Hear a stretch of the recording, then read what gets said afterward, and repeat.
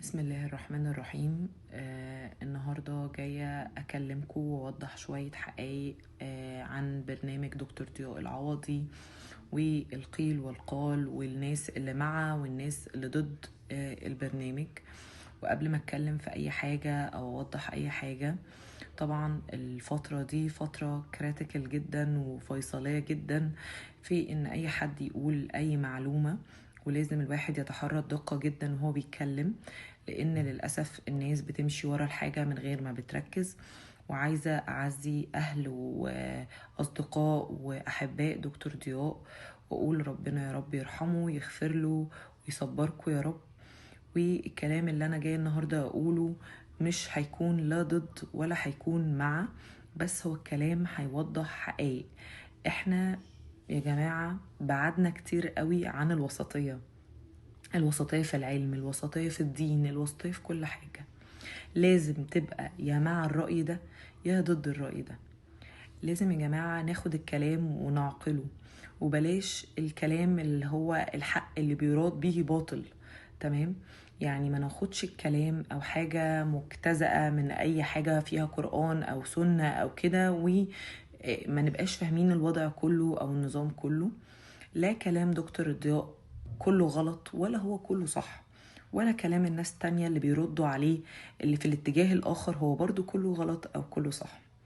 خليني النهاردة أوضح لكم بعض الحاجات، ويا رب يا رب يعني تعملوا شير للفيديو وتبينوا الحقيقة للناس.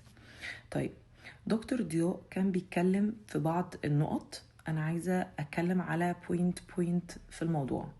دكتور ضياء من إحدى الحاجات اللي بيعملها نظام الطيبات إن هو بيمنع تماما البيض والفراخ. طيب، هو مستند على ايه في ده؟ هو ما اتكلمش قوي في القصة دي، بس احنا عندنا بسم الله الرحمن الرحيم في القرآن ولحم طير مما يشتهون. فبالتالي احنا في ديننا، طبعا صدق الله العظيم، احنا في ديننا في مذكور لحم طير مما يشتهون، يعني احنا عادي ان احنا ناكل الطير. لكن الحتة اللي هي ممكن تكون كراتيكال ان بعض الدجاج اللي بيبقى واخد هرمونز كتير او محقون هرمونز عشان ينفش كده ويكبر ويتخن كده ويبقى جميل، هو ده اللي بيأذينا، هو ده اللي بيأثر على الهرمونات وبالتالي البيض بتاعه. فطبعا احنا لو اتجهنا اكتر للحاجات الاورجانيك او للفراخ اللي معروفة متربية واكلة ازاي وعاملة ايه زي زمان، مش هيكون عندنا الاذى اللي ممكن يلحق بينا.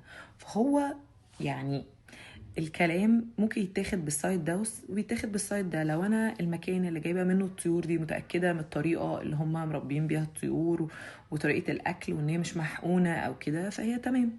دي حاجه. تاني حاجه كان دايما بيتكلم عنها دكتور ضياء، كان بيتكلم على المن والسلوى، وان بني اسرائيل طلبوا من ربنا ان هو عايزين اكل تاني عشان هم زهقوا، او ان هم خلاص مش عايزين الاكل ده. فاتقال في القرآن اتستبدلون الذي هو ادنى بالذي هو خير. معنى كلمة ادنى يعني اقل في الكاتيجوري. يعني انا لو بقسم الاكل، فيعتبر المن والسلوى ده كان بيقال ان هي حاجة تبقى حلوة او حاجة زي شبه العسل او شمع العسل، والسلوى اللي هي حاجة من حاجة لحم يعني. فكان هم زهقوا من طعام واحد وكانوا عايزين انواع تانية، فقال لهم انزلوا مصر وفيها بقى هتلاقوا ايه، الفول والعدس والبصل والحاجات اللي انتوا عايزينها. وقال لهم أتستبدلون الذي هو أدنى بالذي هو خير. مش معنى ده إن الأكل ده وحش أو إن هو ما ينفعش يتاكل، معناه إن هو في الكاتيجوري أو في المنزلة أقل بكتير كفايدة وكنفع وككل حاجة. فلو حد أكل بصل أو توم مش معناه إن هو أكل حاجة غلط. تمام؟ بس في زي كده في البني ادمين في كل حاجه في كاتيجوريز، واحد واخد تعليم عالي وواحد مثلا ما تعلمش خالص، فبالنسبه للدرجات العلميه ده احسن من ده مش اكتر. تمام؟ دي حاجه تانية من الحاجات برضو اللي اتذكرت في الفيديوهات وكان عليها كلام كتير. الدقيق الابيض. الدقيق الابيض يا جماعه كلنا بنقول كدكاتره تغذيه ان الدقيق الابيض بجد حاجة خطر جدا. يعني دايما هنلاقي ناس كتير جدا عندهم الجلوتين سنسيتيفيتي او حساسية الجلوتين بنسب ببرسنتج. فاول ما بنبطل الدقيق، طبعا الجلوتين ده لو انت عندك منه حساسية فده بيعلي ليفل الكورتيزول، فطبعا بتلاقي الوزن فيه مشكلة، الهرمونات مش متظبطة، حاجات كتير.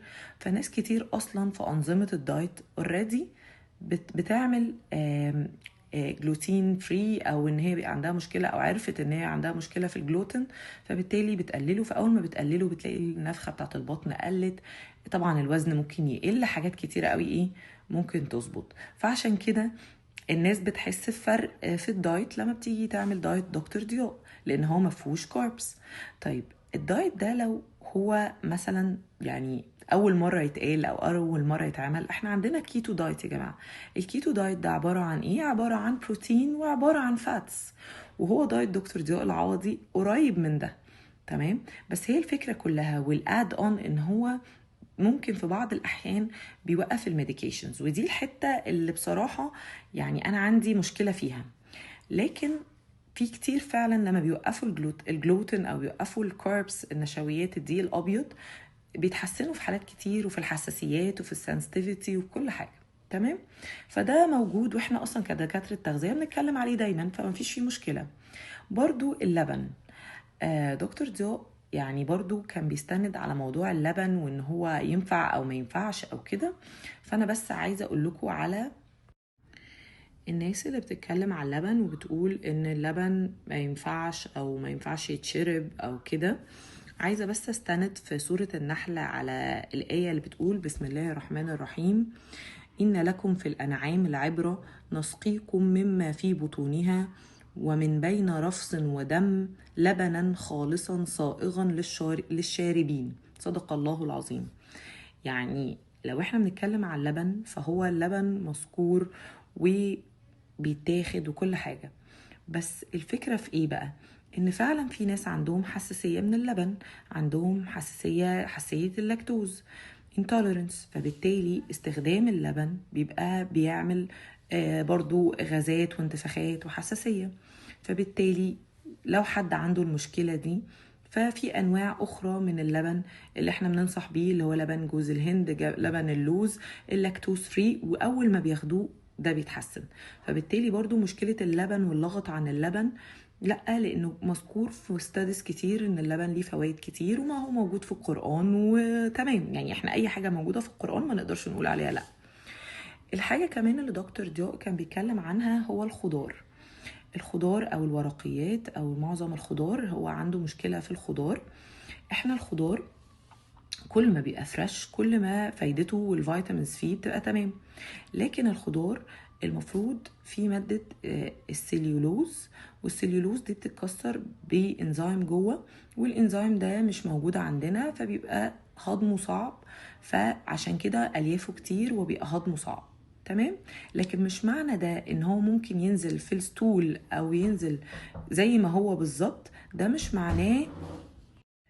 فكده كده الجسم بيمتص المينرالز والفيتامينز اللي بتبقى في الخضار والفاكهة، والألياف دي بتبطئ شوية حركة الأمعاء والهضم، وممكن جزء منها ينزل زي ما هو في ستول. فده مش معناه ان الخضار مش تمام. بس لو حد عنده مشكلة في المعدة أو قولون عصبي، الخضار او الورقيات بتبقى عشان هي فيها الياف وصعبة في الهضم، فبتبطئ الهضم وبتعمل برضو مشاكل. ولما يحصل مشاكل والهضم يبطأ ويبتدي القولون يحصل فيه انتفاخات والكلام ده، فيبتدي يحصل التهاب في المعدة والحاجات دي، فبرضو الكورتيزول بيعلى، وده بيعلي الانفلاميشن والالتهاب، وكل الكلام ده بيزود في الوزن. فهو كله مرتبط ببعض. فبنعمل ايه دايما مع الناس اللي عندهم قولون عصبي او مشاكل في القولون؟ دايما نقول لهم ما تاكلوش الورقيات وكلوا الخضار زي ما هو كده، يبقى مطبوخ ومستوي كويس قوي، عشان الفايبرز دي ما تعطلش الهضم، فما تأذيش معدتك او الجهاز الهضمي بتاعك. ودايما بننصح ان نحاول ان احنا نعالج المشكلة دي وان الشخص اللي عنده مشكله في القولون لما يجي يطبخ الاكل ياخد الميه بتاعته، عشان احنا لما كل ما بنسوي الاكل على النار طبعا الفايده بتنزل، فياخد الميه او الحاجه اللي بتتسلق فيها الخضار او بيتعمل فيها الخضار عشان الفايده كلها بتنزل فيها. فبالتالي هو كلامه مش كله غلط ومش كله صح، هو في الموضوع بيبقى varied case by case. تمام.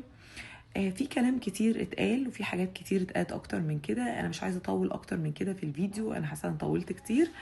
بس يعني لو حد عنده اي استفسارات او عايز يفهم بعض البوينتس انا ممكن اوضحها او اشرحها.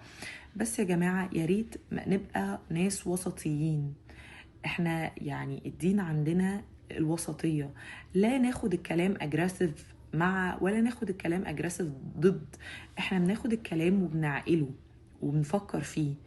يعني هل زي ما انا اتكلمت النهارده، هل الطيور والالبان والحاجات دي مش موجوده في القرآن؟ لا موجوده.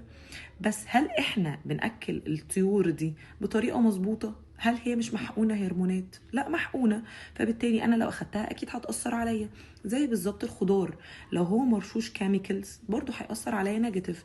لكن انا لو باخد الحاجه بطريقه اورجانيك، وللاسف الحاجات الاورجانيك دي، او لو انا ما عنديش ارض مثلا او انا اللي بزرع او متاكده من السورسز، فطبيعي ان انا هتعرض لبعض الكيميكالز او بعض الحاجات اللي هتأثر.